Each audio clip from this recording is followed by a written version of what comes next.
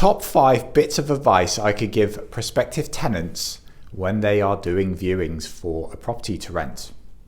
Number 1 is physically do the viewings. It sounds so simple, but in this day and age, I receive contact from tenants and they say, can you send me a video?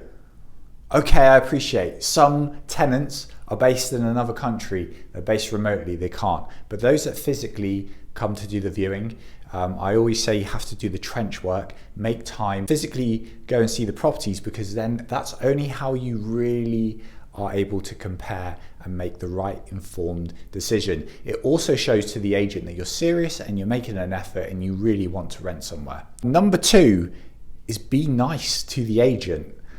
I have seen so many occasions of tenants, they come into a property and their cards are very close to their chest, almost like it's a chess game.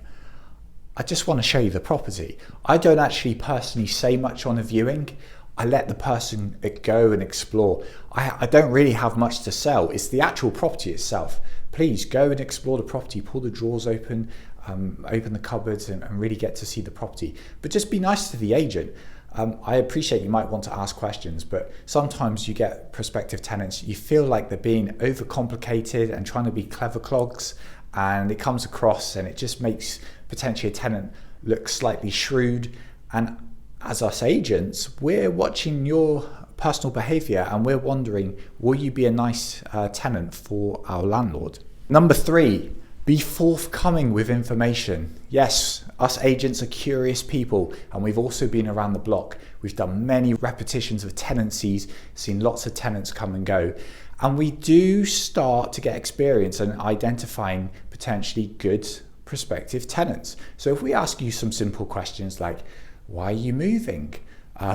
What do you do for your job? I mean, we're curious, but we also need to pass on this information to our landlord, and we want to look like we're doing a good job for them. Number 4, taking agents' advice before or when making an offer.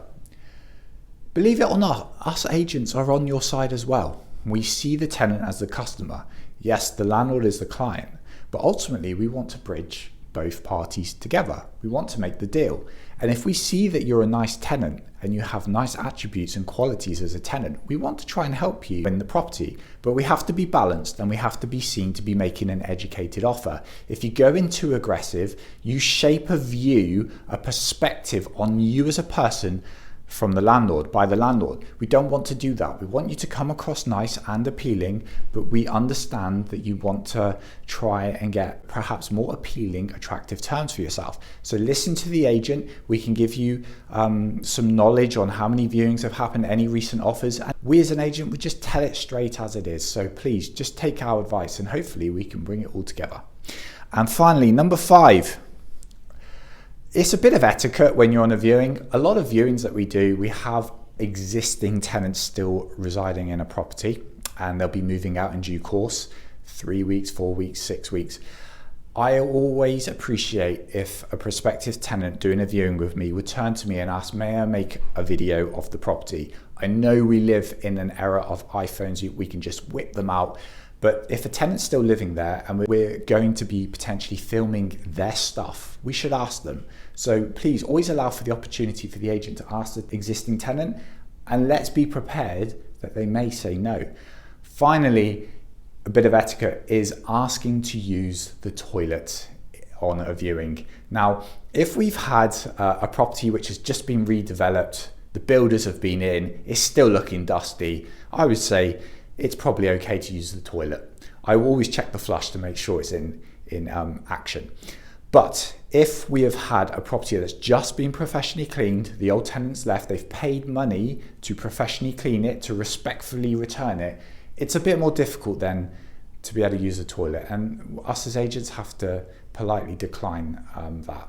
Further to that, also if we are doing a viewing in an existing tenant's property, they're exiting soon, and you ask to use the toilet, we have to be prepared that they're going to say no. Ultimately, I don't really want to have to ask them. It's slightly awkward and potentially a little bit peak to ask. Those are my 5 tips, and hope this helps.